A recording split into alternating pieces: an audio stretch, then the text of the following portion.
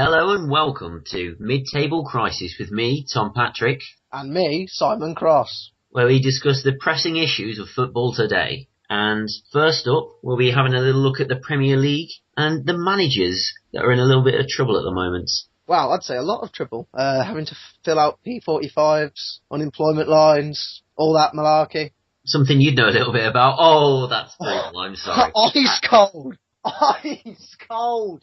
But we're looking at Malky Mackay and AVB, as the acronym is known, and Simon appears to have died. But we'll carry on anyway. Then we'll be looking at the League Cup and the Champions League, and we'll be taking a look at the story of Darren Fletcher, which sounds like a fairy tale, but ends in bowel disappointment. And we'll finish off with everyone's favourite, a bit of Tom's trivia and the FM challenge. So, Simone de Beauvoir, as you're known to your friends due to your short-lived relationship with Jean-Paul Sartre, what do you reckon to the whole Malky Mackay saga? It's beyond belief, truth be told. I mean, Vincent Tan seems to have completely lost the plot. I would say he maybe never had it in the first place, but go on. Well, as we are recording, he is flying into London, and we expect that Malky Mackay shall, by the time this reaches your beautiful, beautiful ears, listeners, no longer be Cardiff manager, after being delivered an ultimatum of resign or be sacked, which seems foolish, as surely you just take the severance pay and wait to be sacked. I don't think Vincent Tan knows too much about unemployment law in Britain, but there you go. But, it's bizarre. Malky Mackay, we're talking about the guy who got them up from the Championship. You know, he got them promotion, and a fairly decent start, considering how difficult it is to come up from the Championship these days, and, you know, there's maybe treading water. But they're out the relegation zone, aren't they? Oh yeah, certainly. They're not in as much trouble as some other teams, like Palace, who, we've covered Palace, I believe. And Sunderland. You know, Sunderland's had a decent team and a raft of signings over the summer, so you can't really have a massive go at them. Oh, of course, Cardiff have had I think their transfer record 3 times over the summer. In one window. This window. Yeah. So, you know, there is going to be a slight transitional period, but they've done really well. Yeah, it's a real odd situation. I think it all started when Malky Mackay released to the media that he was looking to sign 3 players in January. And Vincent Tan disagreed with this approach, seeing how he had spent 35 million in the summer, which he claims has risen to 50 with signing on fees and clauses and whatnot. Well, £50 million, it is a lot of money, and I can see why he'd want to cap spending somewhat, but to say outright no more spending, it's hard for a manager when he knows that he can't make any changes to the pack. I mean, what did he expect? Did he expect them to get promoted to the Premier League and then just like, oh, actually, turns out the Premier League's quite easy. The players we got promoted with, we can just keep them. It's seldom the case that a team can stay up with the players it has, sadly. I mean, Norwich managed it in recent times, and Southampton to an extent, but Southampton have had the benefit of a wonderful youth setup, and Norwich, I think that was a bit of a statistical anomaly, truth be told. Well, I think that Houghton's a better manager than a lot of people give him credit for, and Southampton as well. Pochettino's been a revelation. You know, he's been brilliant. True, but their first season was mostly Atkins' work. Yeah. As in, almost entirely Atkins' work. Yeah, but I was surprised at this point in Pochettino, but he's done very well, so well done to him. So anyway, back to the Cardiff situation. I mean, Pochettino, an interesting case, but not specifically what we're currently discussing, of course. Well, yeah, but I mean, I think there is one argument that maybe if they get someone like Pochettino in, you know, it could be the same effect. Not someone like Pochettino as in like, you know, a similar kind of manager, but I mean, the Pochettino effect was he brought a different kind of thinking to the club and raised them to a different level, maybe. So maybe that's what could happen at Cardiff. But I think that's also not the point. Atkins was sacked because it just didn't seem to be working. Whereas what we've got here is, it seems like Tan's throwing his toys out of the pram a little bit, and, you know, he's willing to sack someone over that. It's a very stilted relationship anyway. I mean, Tan sacked Ian Moody at the head of recruitment at Cardiff, and brought in his son's mate, which I think it was a mate. It was a son of his friend rather than a friend of his son. But anyway, it's a moot point. The fact remains is this relatively unknown and unproven child. Well, I say child, 23, older than us, but I'm 23. Go on. Anyway, you came to my birthday. All right, I'm sorry. Anyway, this 23-year-old has been brought in, having had a well-experienced man like Ian Moody ousted. He's a despot.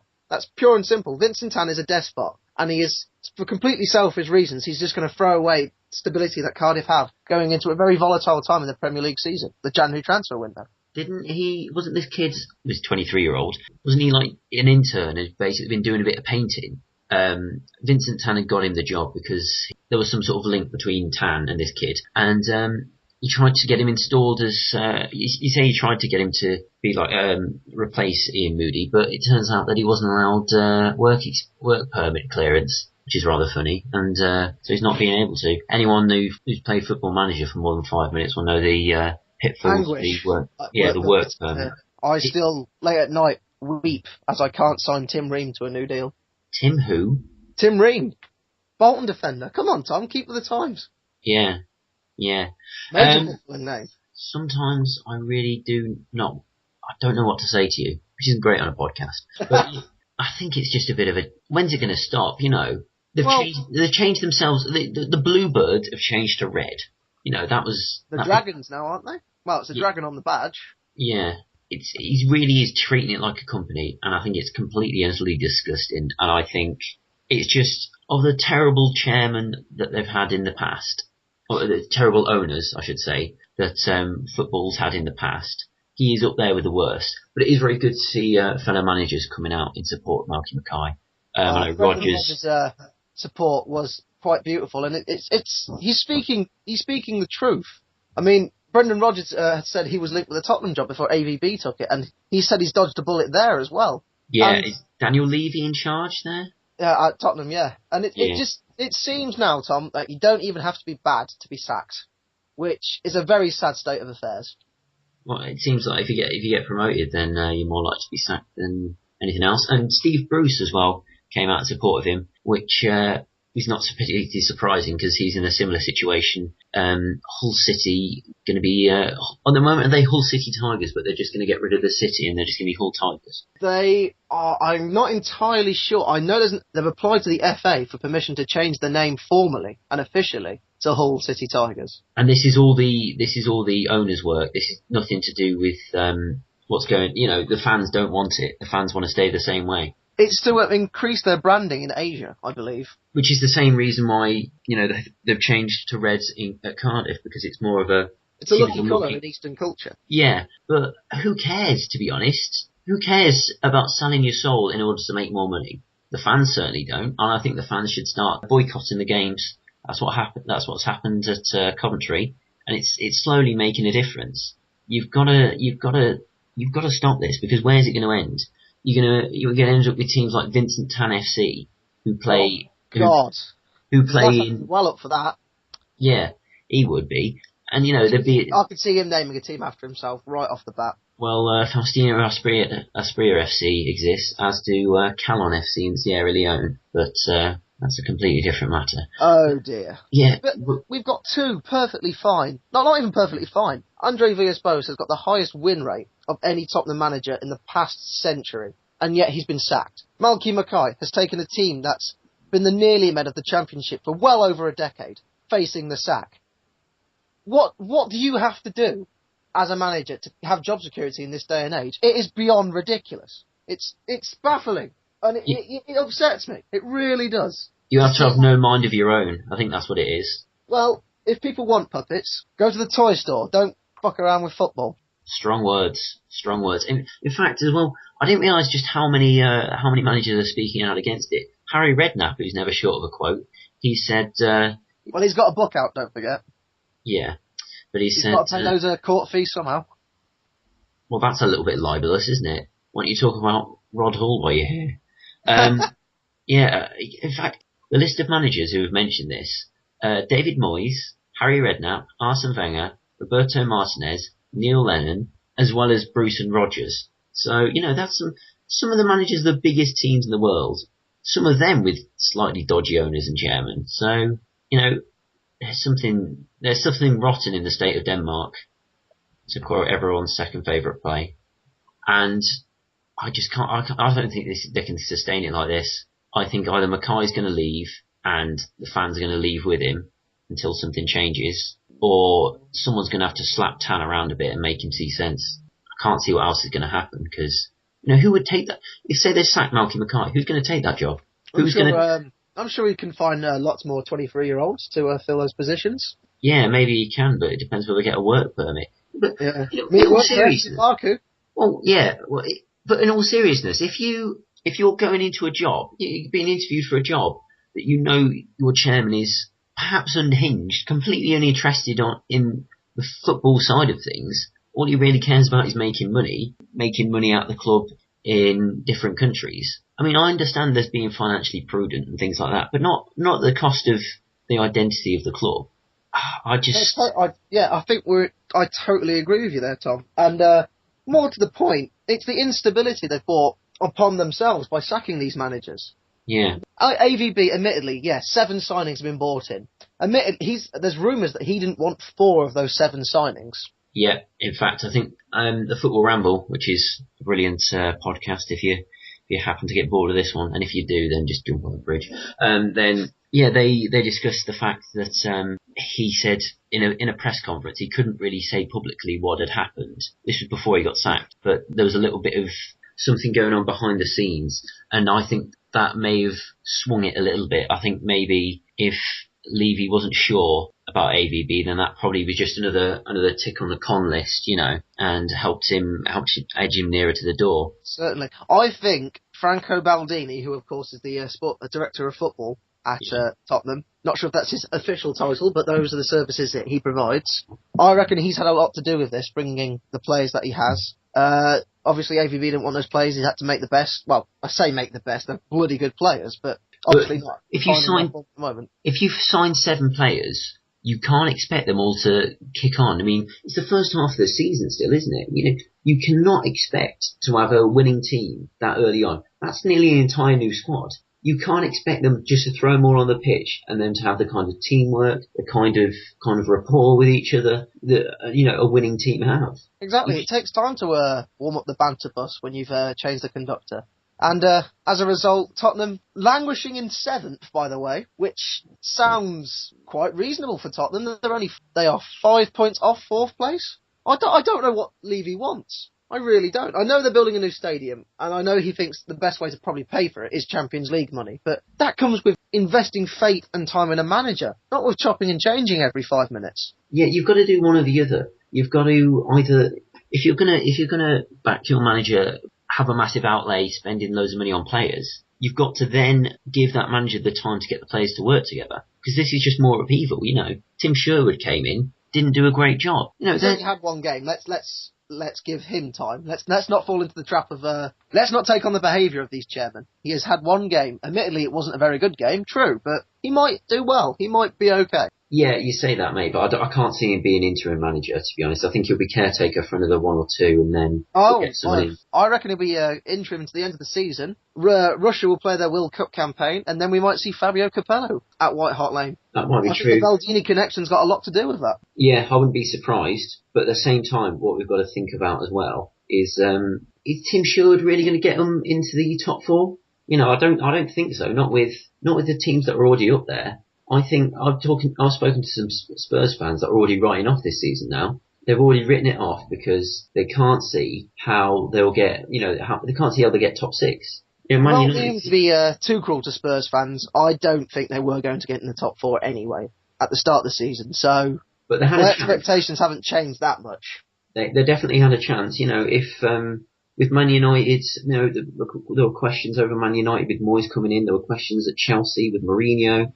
There was a gap there that they could have exploited if their players had hit the ground running. If Soldado and Lamela and all those kinds of players had been able to gel quickly together, which obviously very, very rarely happens. But, if that had happened, then maybe there'd be, legitimate challenges for the title even. But you just can't expect to throw 7 players out on a pitch and assume that it's going to work. No, it's complete lunacy. As I've said before, people seem to forget that life isn't short term. Life in football is not short term. It takes time. It takes years of planning and honing a team. There's an interesting study in the Numbers Game used this. I'm just going to read it out now. A Danish study of corporate companies in Denmark showed that the removal of a CEO led to a drop in profitability of 28% for the next 2 years. Now, you said football's not a business, but it does share the same results-driven ethos. And if you're going to like take a 28% hit in profitability losses when you fire a CEO, you're obviously going to take a points loss effectively when you fire a manager. You've caused a massive load of upheaval to the team. And what I meant was, by the way, I do think a lot of football teams are a business these days. I don't necessarily think they should be, but they are. And yeah, but at the same time, you shouldn't necessarily run it like a business in that kind of way, as in like you're looking at, if you're looking at marketing and profitability more than you're looking at the football, then you're not doing your job. That's what the earlier point was about. But yeah, I mean, I don't think that's exactly transferable. But I can see what you're saying. You know, I mean, I know you're not saying that they'll lose exactly 28% of the points they would get, but yeah, if there's a big change at the top, you know, obviously it's going to affect the players. I'm sure what's happened with Marky Mackay is going to affect the Cardiff players. I'm sure what's happening at Hull has affected their players. And, you know, if your boss leaves, then it's going to be a different atmosphere. You know, I mean, obviously you get the dead cat bounce, I think you called it, where when the new manager comes in, quite often you do quite well for the first few games. But you know, when that played wonderfully by Tony Pulis at the moment at Crystal Palace. Yes, the dead cat bounce. Yeah, but what happens if they don't? You know, they've got Tim Sherwood in for. Say he's not going to be interim manager. Say he's only there for a few games, but say he doesn't do that well. You know, and they're sinking further down. By the time they actually do get a manager in, you know, a proper long-term manager. I say long-term. Well, we don't know anymore. It's just what's going to happen. You know, I can see why people are really fearing for Tottenham this season, because from a very promising start, it's all gone a bit pear-shaped. Well, humans by their nature aren't like a big exponents of, like, they don't love change. And do you remember the uproar when they changed GIF to SIF? Like, changing a manager's kind of like that. Players are very habitual creatures, so it just doesn't help the situation. Your analogies are getting odder, do you know that? Yeah. I don't quite know what's come over me at the moment. Is it a small man? I think we should move on to... That's definitely getting cut. For listeners who are unaware, Simon is currently being filleted by a man of reduced stature. But yeah... the League Cup! The League Cup. Well, I've personally always been a fan of the League Cup, because back when Coventry were in the Premiership and even in the Championship, it was a competition we could go quite far in, and you could get a draw against a big team, which was always nice for us, you know, because we were once a big team ourselves. But still, we always like a home game against Man United or someone like that. We beat them 2-1 once, 2-0 once, I should say. Michael Misford, I think he might have got both of them, which was a famous game. And that was only about, I'm going to say 6 or 7 years ago. So happy memories in the League Cup for us. How times change. Yeah, it does, unfortunately. But it's been a little bit undervalued these days, I'd say. People tend to use it as more of they get a second string team out, they get a few reserves out. Which in a way is good, because you get to see the stars of tomorrow, like, perform in first team action. Yeah, and then on the other side though, you do get to see Eric Jemba scoring what I think was his only goal for Man United. It was a cracker, but still. I'm going back a few years now, but... That is a blast from the past right there. Oh, good old Jemba. I think I could be wrong, but it might have been against Villa, who then signed him, which was obviously a bad bit of business. But yeah, one of the reasons I love the League Cup is for upsets, and one of the biggest ones has got to be Sunderland 2, Chelsea 1. And I mean, they scored all the goals. Barini, Key and Catamol all getting on the score sheet. Unfortunately, Catamol poked one in for Chelsea just after half-time. But despite relative dominance, Chelsea just couldn't score. Well, that's been their problem all season, hasn't it? Yeah, they've lost their most prolific striker on loan to Everton. So, I think Torres has got 6, and Hazard is next with 8, but 8 goals this season. But Hazard's not a striker. And apart from that, you've got Demba Ba, who's got 3, and Eto'o, who's got 4. They're the only out-and-out strikers they've got, Torres, Ba and Eto'o. And what's that? 13 goals between them? You know, and they've all played at least 13 games. That's just not good enough. And to think of all the trophies and medals those players have won, yeah, and yet they can't, you know, it's strange. It's really strange that they not one of them has got firing. And it's cost them in the League Cup. As you say, Sunderland have now moved forward. They have got the mighty Manchester United. But they'll feel like they can beat anyone, I'm sure. I mean, I think David Moyes is taking the competition a little bit more seriously than Ferguson did, because He hasn't Well, it's really his only got. chance at silverware this year, perhaps. We Yeah, don't know yet. yeah, and it's Nice little dig for all you Red Devils out there. yeah. I'm sure there's one quite near you who's going to be pounding his laptop at that In frustration. suggestion.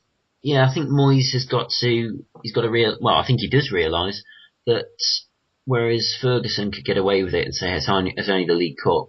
You know, if Moyes wins the League Cup this season, it's not going to be.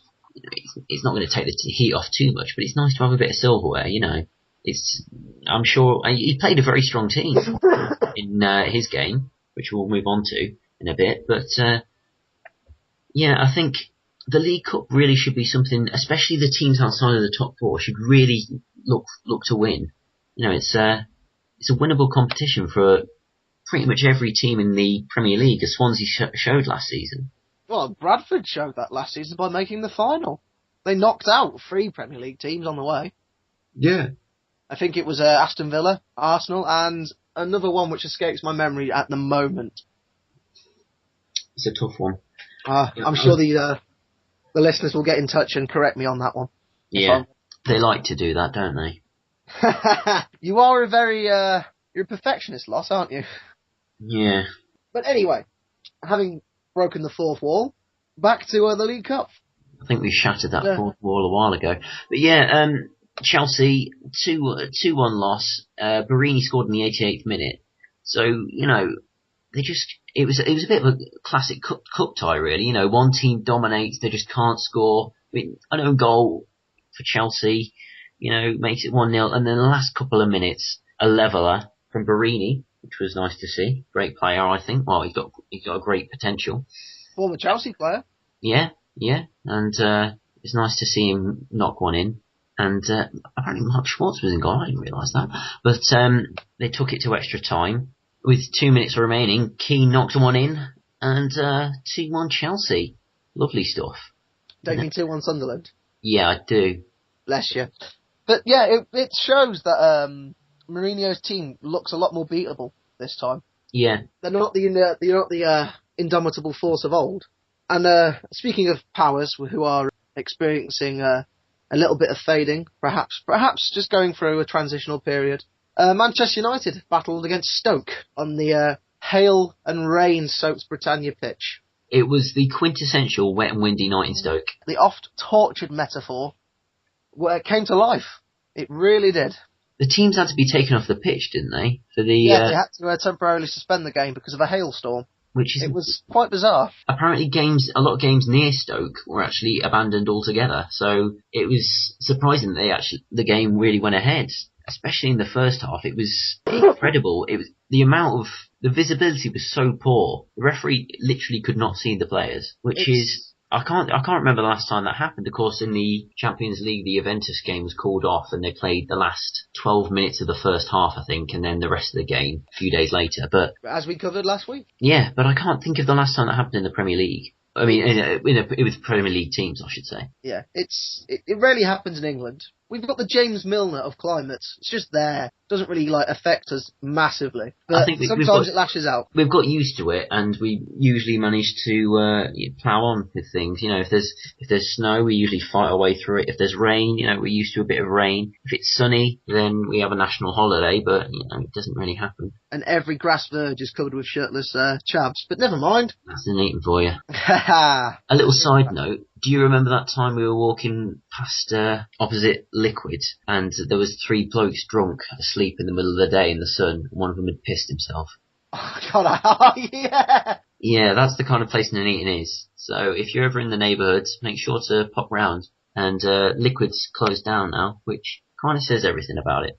But yeah, back to the football. Yeah, I mean, Man United... It was a very strong team Moyes put out, as I said earlier. He really wanted to win this one. He must realise that he's got to get some silverware this season because he's going to really struggle to win the league. Shield, he does already have silverware, we should point out, but yeah, that's basically a coin toss, to be honest. Oh, there are many United fans that again disagree with you there. We're really angering one half of Manchester. Yeah, mate, we're not angering one half of Manchester. No Man United fan actually comes from Manchester. Don't be silly. They come from London, and they come from Coventry, and they come from Leicester. They don't come from Manchester. Interesting stat I found out. 1 in 3 South Koreans claims to support Manchester United, so... Well, that would make sense. Probably because they're playing red. But, yeah, I mean, I don't mean to hammer Man United. I leave that to the football teams. But oh! But we should move on to the other half of Manchester. Manchester City, who played a great game against Leicester. Yeah, they were at home, weren't they, Leicester? Yeah, it was a big ticket seller. Obviously, that'll get some money in, boost revenue slightly, which is what you want to see for a championship side.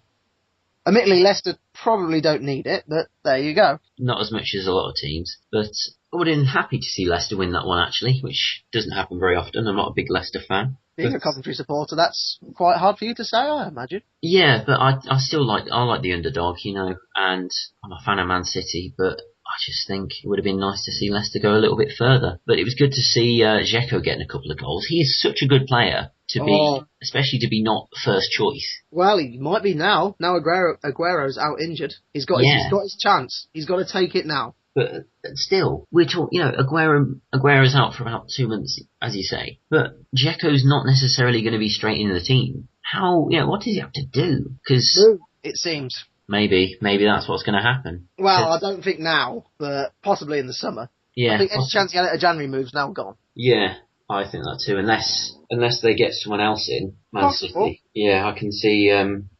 He just can't be that happy only playing in the League Cup and occasionally getting a run here and there, because he's a proven quality striker, you know. He's not had that much of a run in the Man City squad this season and last season, but when he has, he's scored goals. So I think for a lot of teams, I can't think of one team in the Premier League that wouldn't be improved by him. He's the kind of player Chelsea might want, for example. That'd be interesting. But we digress, and Manchester City defeating Leicester, they now move on to face the might of West Ham, who, as we have previously discussed, defeated Tottenham. So we're looking at, if football is played on paper, which we all well know it isn't, an all-Manchester final, which would be certainly an entertaining prospect. Yeah. Watching thousands of fans take the long journey from Manchester to Wembley. It does annoy me sometimes that the home of football is in London, when it's northwest teams that are predominantly the best. So they have to schlep all the way down for semi-finals and finals. It's a bit counterproductive. Yeah, but at the same time, when Arsenal were dominating back in the day, it made a lot more Cardiff, because we were building a new stadium. I was talking about back in the days of Herbert Chapman, but okay, fair enough. I think it's got a lot of the roots of the game are in London.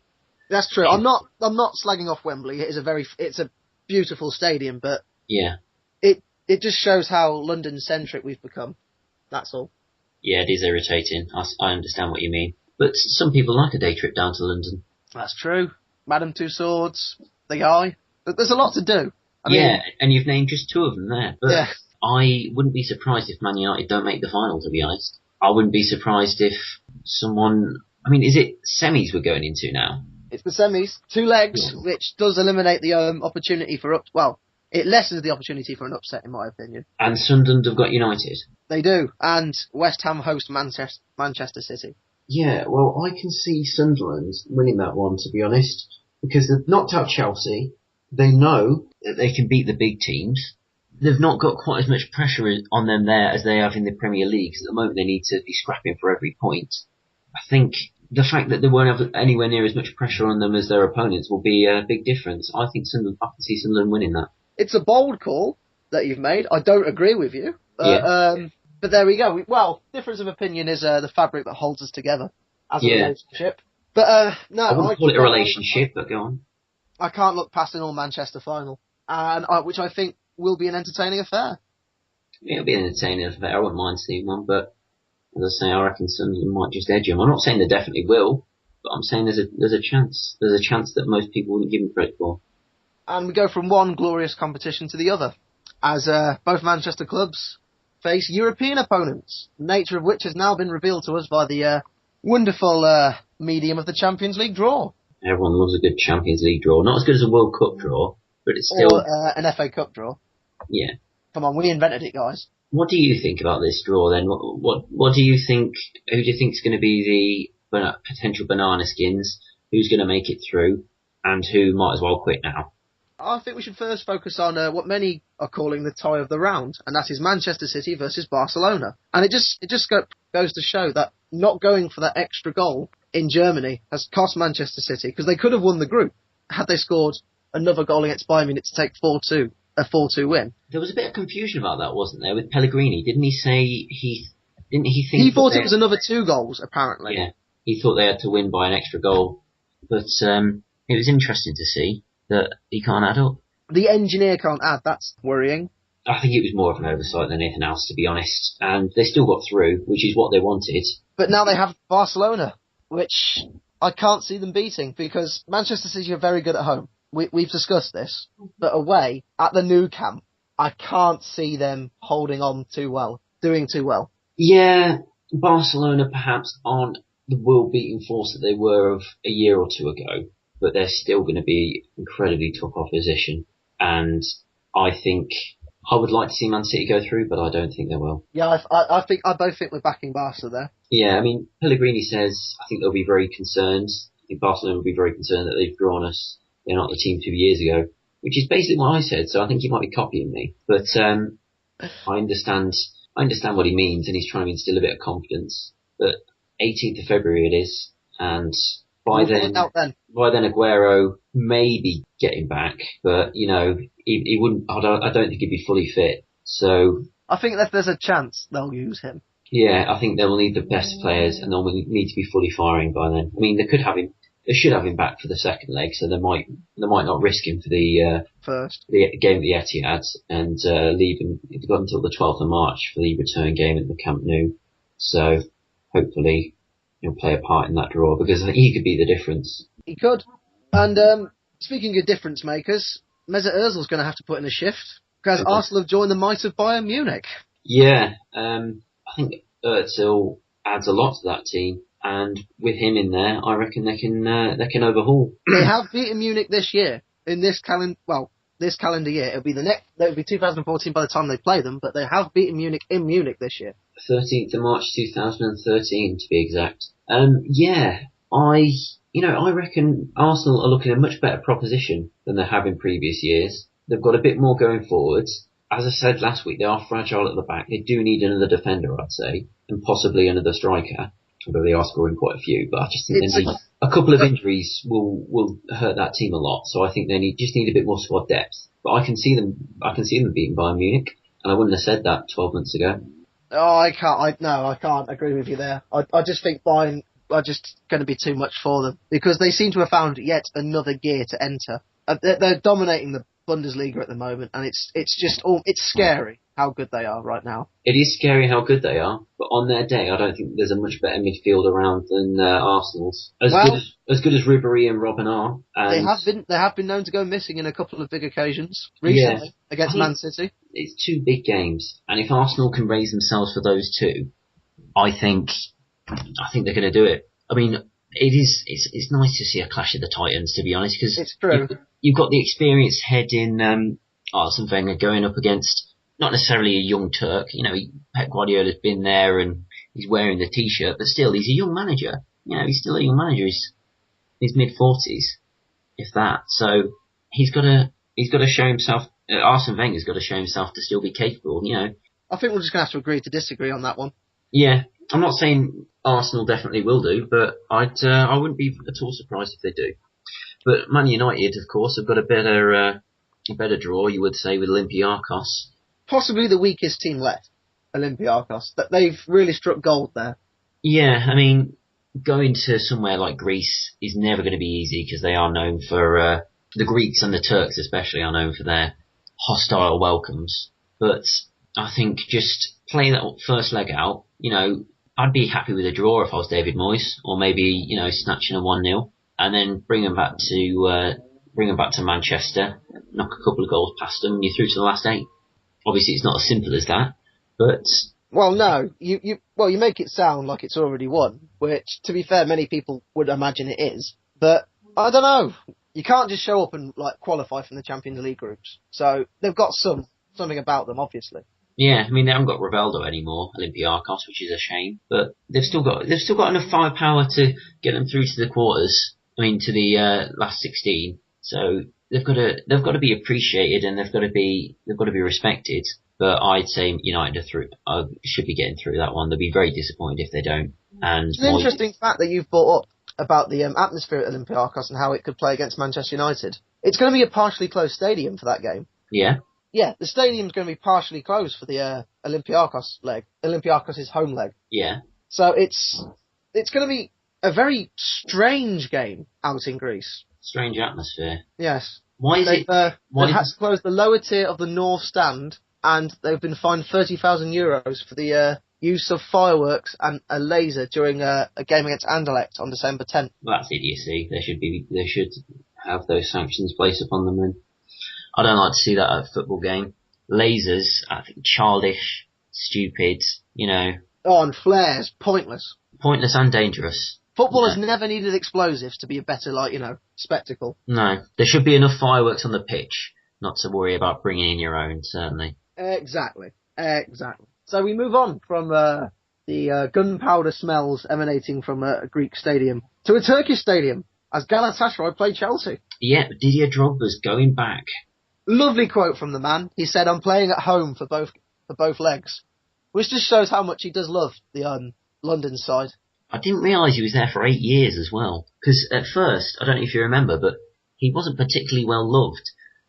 People thought he was pretty rubbish. He took basically a season and a half to really get going. That's what happens when a footballer moves leagues. It's going to take a season and a half. Remember Dzeko's first season? Yeah. By the way, Daniel Levy, are you listening? Because it doesn't just happen like magic, Rome wasn't built in a day. No. Apparently, when Chelsea were owned by Ken Bates, there was a quote. I'm not sure which part of the club, but it was somewhere near the boardroom. It said something like, the Romans didn't get their empire by diplomacy, they got it by crushing everyone in their path, which kind of says a little bit about Ken Bates. But yeah, Chelsea... You couldn't resist taking that dig, could you? I'm not a big fan of Ken Bates. He looks like a paedophile Santa. That is getting cut. That is probably getting cut. No, that is. Yeah, I was quite happy to see this draw. I was happy to see Drogba playing, and I think Galatasaray will definitely give Chelsea a test. It'll be an interesting game because Chelsea aren't at their 5-star best. They certainly aren't. By the 26th of February, they'll probably have picked up a little bit, you'd hope, but not necessarily. Well, I wouldn't hope. Chelsea fans would hope. Yeah, but... Sorry, that was a little snide, but not a big lover of just buying success. So there you go. Me neither. What's that, 25 grand a week on Jason Beckford? I don't know how to... Who's Jason Beckford? You mean Jermaine? Fuck off. I literally don't know what he's called. Beautiful stuff. Yeah. So we've covered all the British teams because we're a British podcast and that's what we do. But we forget that there's 4 other ties. So we'll run through those now. And one that's really interesting for me personally is AC Milan against Atletico Madrid. 2 heavyweights going against each other. It's going to be interesting. You've got the old power of AC Milan versus the rising Atletico Madrid. Atletico are challenging the duopoly of La Liga for a change. And AC Milan, they're not the team of 2005, they're not the team of 2007, but they've still got enough about them to get this far, and I wouldn't be surprised to see them go even further. I personally think Atletico could probably beat AC Milan over 2 legs. I'm backing them. I'm going for it. I definitely think they can. They're second in La Liga, Atletico, so... It could go either way. And, interestingly, they are second, but they have the same points and goal difference as first, Barcelona. Yeah, if they'd have scored one more goal, they would have gone top, and Simeone was begging them for that goal. Diego Simeone, of course, in charge of Atletico. Most England fans will know him for a certain incident in 1998, but we won't go into that. But he's really got them firing. He's really got them playing good football and right at the top of the league. It's amazing how little they miss Falcao. I think a lot of that's been due to the the form of Diego Costa. Oh, a beautiful player. And interesting now he's decided to trade in his 2 Brazil caps for a go at the Spain team. Yeah, you mentioned this last week, and I can understand it, to be honest, because Spain have, obviously they're 2 great teams, traditionally and at the moment as well, but I think he just feels more of an affinity with Spain at the moment. I mean, we've covered it quite recently, so I'm not going to open up an old wound there. But I'm not a fan of players just changing allegiances like whenever they feel like it. Like a Prince Boateng. Yeah, I know what you mean. I'm not a massive fan of it either. But at the end of the day, it's his decision, and he's got to stick by it. And it might be in the 3-4 years' time, Spain aren't the force they once were, and Brazil have won the World Cup in 2014. So he might end up with egg on his face, but only time will tell. One of the tie which looks quite interesting to me is Schalke versus Real Madrid. Well, I'd say Real Madrid I reckon they're home and hosed in a way, because I reckon they could win that quite comfortably. You say that, I don't know. Schalke consistently, or they go about their business quietly. You know, they've not won the Bundesliga in a while, but they consistently do well. And they've got some good strikers, and they've got an all-round good team balance. I only have one Schalke fact in mind, and that's Hitler.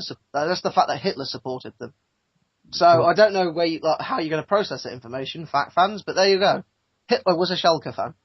Well, I'm sure you've made all the fact fans a little bit less happy to be alive with that one, but yeah, I can just see it happening. That's my tip of the week. Well, the week. I mean, it's not happening. It's not happening for another happening for a while yet. Month and a half at least. So 26th of February, that one is the first leg in Schalke. I reckon if Schalke can win the first leg, pressure's really on Real Madrid back home. Well, it'll be possible. a great game. I just don't see it happening. It's football, Simon. Literally anything is possible. And the other two draws are Bayer Leverkusen versus Paris Saint-Germain, and I think we're both backing PSG for. Yeah, I'd say so. And St. Petersburg versus Borussia Dortmund, which I'd like to see Dortmund win. Yeah, I think we're backing Dortmund there as well. Yeah. There are picks. I would say go out and not put your house on it, but it might be worth a flutter. Yeah, definitely don't put your house on it, whatever you do, because some of you, I know. I must point out that would like to point out that you should gamble responsibly at this point, from a legal standpoint now. Yeah, definitely. From the dark world of gambling to the fairy tale story of Darren Fletcher, who has finally defeated his chronic bowel problems and has returned to the United lineup. Yeah, did you call it a fairy story? I might have done. I was going for fairy tale. Well, either way, I don't know many fairy tales that involve chronic bowel problems, but yeah. I think you should really read Humpty Dumpty a lot closer. I mean, wind is the reason he fell off the wall. Not a lot of people know that. Yeah, you said the Wind scored a goal against Adam Bogdan the other week, which was fairly odd. I'm sure someone actually kicked the ball. I'm sure the Wind isn't like Chelsea haven't signed him to play on the wing or something. Well, Tim Howard did get the goal against Adam Bogdan, but it was very heavily wind assisted. You believe an invisible force put the ball in the goal, do you? I believe it had a very large factor to play in that particular goal, yes. Wow. This is what I have to work with. Yeah, but it was nice to see Darren Fletcher back. Personally, I've always thought that in a United squad of unlikable characters, he's a friendlier face. You know, they've taken a kicking today, haven't they? Yeah, but I don't really care. And you've got to hold your hands up and say well done to him, because at times, I've read a bit on this disease, and he said that at times he literally couldn't leave the house. He was just bedridden, confined to one room. And that's the kind of situation that breeds depression and that breeds all kinds of mental problems that a lot of footballers have suffered from. And he's managed to beat that all off and avoid it. Yeah, I'm sure he's had a strong support network, but a lot of that's all his own work. So well done to him. And he's looked like, a fully fit and firing Fletcher we'll say that 10 times fast, would be a huge asset to that Man United team, whose midfield at the moment looks a little bit shaky. He is what they're missing, and they've got one, and they've got him back now. Him and Carrick, I would say, but yeah, I see what you mean. And now he's back in the team. It could mean that they don't have to panic buy in January, as some people are saying they are likely to do. I still wouldn't be surprised if they do, but he got 20 minutes in that game recently, so he's obviously, you can't expect him to come back and play 90 minutes straight off the bat. But he's missed nearly a year. Yeah, so slowly but surely, I'm sure they're going to bring him back into it. And I'd say by February, if he stays fit, he could be back to his best. Which is desperately what Scotland need as well. Yeah, with little Gordon Strachan in charge. Bless him. Scary man. Scary man, Gordon Strachan. My mate asked him for an autograph once, and he didn't say please. And he got a fairly short shrift from the Ginger Prince. The Ginger Prince, wow. Yeah, two of his sons played for Cobb as well, Gavin and Craig. Neither of them were particularly good, though, unfortunately. And there we are, another obscure fact for you fact fans. Another fact for you fact fans. We're talking about Manchester United midfielders. Gordon Strachan, of course, used to play for Manchester United, and he is Scottish. So, Darren Fletcher, the modern day Gordon Strachan. I didn't say that, or did I? It's getting a bit cryptic in here. Yeah. But, at this point, we should move away from the possible give me questions that we'll be asking, like what nationality is Gordon Strachan, and more to Tom's trivia. Tom, tell us more about your trivia. Well, last week we had a taxing question, as the saying goes, about a certain northeast, I'd say cult hero more than a legend, and we're not going to reveal it this week. We're going to roll it over because, unfortunately, due to a few problems, we were a little late off the block this week. Yeah, the editing and the production took quite a long time. So mainly moving Tom's profanities and jokes about dwarfs. Yeah, and but keeping in the bits and pieces about you and your love of goats and anything with horns. Anything that you can sort of manoeuvre its head in such a way that it be immoral. But yeah, we're just going to go over a few of the cute clues. You really want to listen to last week's if you want to hear all the clues, but here's just a few reminders to jog your memory. Born on the 12th of December 1974, so it was his birthday recently, if you'll listen to this in December. If you listen to it in 2015, then I do apologise. Played in the Northeast for 2 different clubs. Scored 20 goals for his international team. This man became a teammate of Diego Maradona in 1997. Maradona nicknamed him the Maestro. And as a final, this is an extra clue. We didn't include this one last week. Oh, bonus content. Bonus content, yes. He signed for the Super League team, or the Greek Super League team, Larissa. And if you don't know anything about Larissa, for a short time, they had just about the best veterans team from 90s football, as you could imagine. I mean, some of the players they had, it was unbelievable. I mean, I won't go into them now because that'd be, I'm narrowing down your options. Well, yeah, if I say too many of them, it'll become obvious who it is, because they've not got loads of notable players, but they all come from one period. And if I tell 5, if I give the name of 5 of them, then there's only a couple left. But yeah, I mean, if you have a quick check of Larissa, and I think it was about between about 2006 and about 2009, they had some absolutely cracking players. You know, a lot of them into their 30s, but you know, some great players that have graced the English leagues. You do love a good veteran, don't you, Tom? And speaking of veterans, Tom might be signing a few in his FM challenge. Tom, how's the FM challenge going? It's we've still got the 3 options from last week. Do I manage in Indonesia, China, or South Korea? And you can vote by getting in touch via various social media, Twitter, Facebook, our email, midtablecrisis@gmail.com. Yeah. You know, and at the moment we've got a few votes in, but we're going to give it another week, and then I'm going to start things off, make a few signings, play a few friendlies, put the screenshots up on the Facebook group, and from there we'll move on and we'll have another question for you soon, which you can decide the future of the team. But yeah, so we're looking at one Asian country I'll be managing in, and do you want me to manage a team from South Korea, Indonesia, or China? Well, there you are. We're taking our very first steps in the world of becoming directors of football for our very own Tom Patrick. And on that note, it is time to say goodbye. This has been Mid-Table Crisis. This is, was, and will continue to be Simon Cross. This is, and it will always be, Tom Patrick. Have a lovely day, take care of yourselves, and keep smiling. Bye-bye. Bye-bye.